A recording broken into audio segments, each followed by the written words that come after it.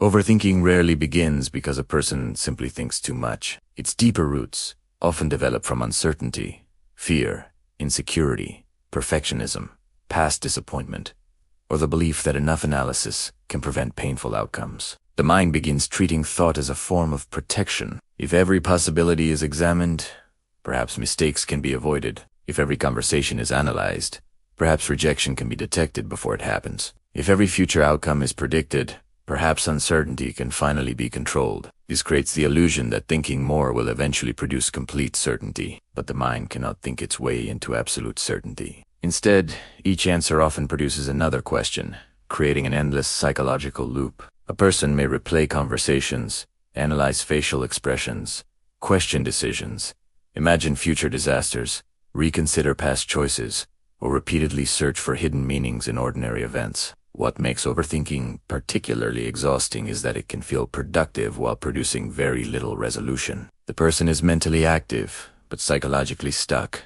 The mind keeps returning to the same subject because it believes something important has not yet been solved. Often, however, the real problem is not the absence of information. It is the inability to tolerate uncertainty. A person may already know everything they realistically can know, yet continue searching because accepting uncertainty feels more frightening than continuing to think. Overthinking can therefore become an emotional avoidance strategy. Instead of experiencing fear, grief, vulnerability, or helplessness directly, the person converts emotion into analysis. Thinking becomes a way of staying mentally busy while avoiding the discomfort underneath it. The deeper psychology of overthinking involves the desire for control. When something matters deeply, the mind wants guarantees that cannot exist. It wants certainty that a relationship will survive, a decision will succeed, another person will remain loyal, or a future problem will never occur. Because those guarantees are impossible, the mind attempts to manufacture safety through prediction. The more uncertain the situation feels,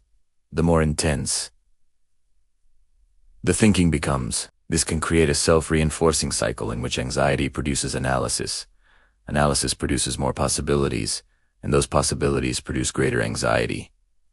Overthinking can also be strengthened by perfectionism. If every decision must be correct, even simple choices become psychologically heavy. The person may delay action because choosing one option means losing all the alternatives. They may continue researching long after enough information has been gathered because making a decision creates the possibility of regret. Healing begins when the person learns to distinguish useful reflection from repetitive mental looping. Reflection leads toward understanding or action. Overthinking repeatedly circles the same uncertainty without creating meaningful progress.